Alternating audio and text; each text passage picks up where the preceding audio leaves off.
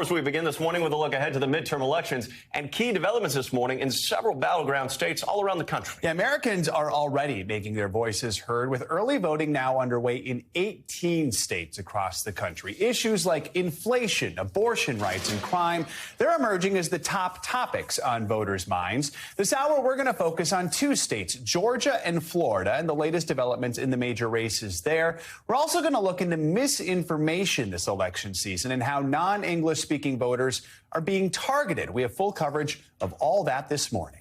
And we're going to start in Florida, where the candidates for Senate will take part in their first and only debate tonight ahead of the election. NBC News correspondent Shaq Brewster joins us from Lake Worth, Florida. Shaq, good morning. Thanks for joining us. We know Republican incumbent Marco Rubio looking to fend off Democratic challenger Val Demings. So can you kind of explain why this particular race is so important and what's on the mind of voters as they set to watch tonight's debate?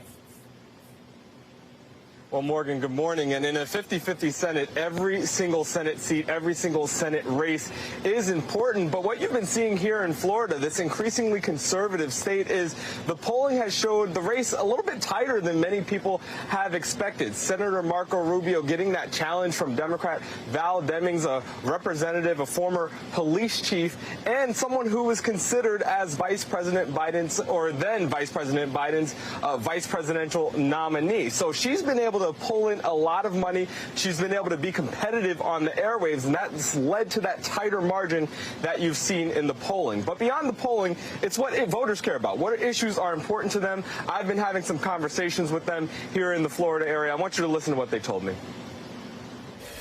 I do know that I do want people to be left alone and be able to do things that don't encourage abortion.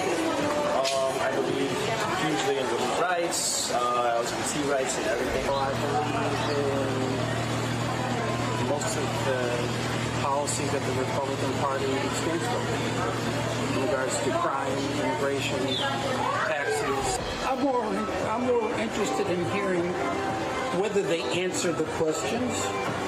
You know, a good politician can give you a non-answer in 1,000 words. A real person will give you an honest answer.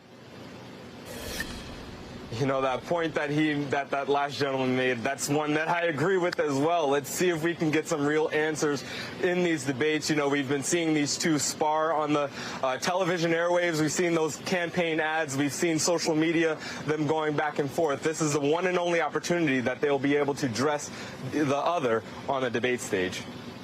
Yeah, definitely some high stakes here, Shaq. And we know that Rubio is running for a third term. He was criticized last month for supporting Florida Governor Ron DeSantis' decision to send those migrants to Martha's Vineyard.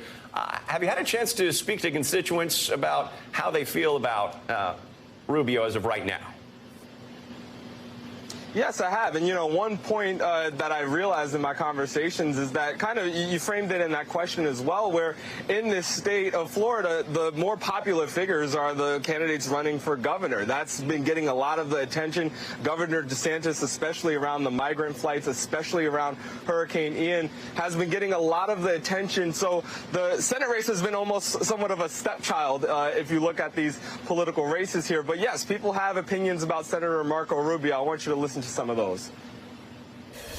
What do you know about Rubio? What do you hear from him? Well, it's just the party in general, and I like that. I feel like they're for America, they're for protecting us. There's not a lot of woke. Can't wait for it to be over. The lying is disgusting. You watch the hypocrisy of people like Rubio. Seems like he fights for Florida. I don't like the way the Democratic candidate follows like a lot of the policies that have been passed in the last year and a half. I'm sure you are shocked to realize that some of the people who were Republicans loved Marco Rubio and those who were Democrats didn't really appreciate him as much. Yeah, no surprises, but everyone will be looking forward to seeing how things play out tonight. Shaq, thanks so much. Thanks for watching our YouTube channel. Follow today's top stories and breaking news by downloading the NBC News app.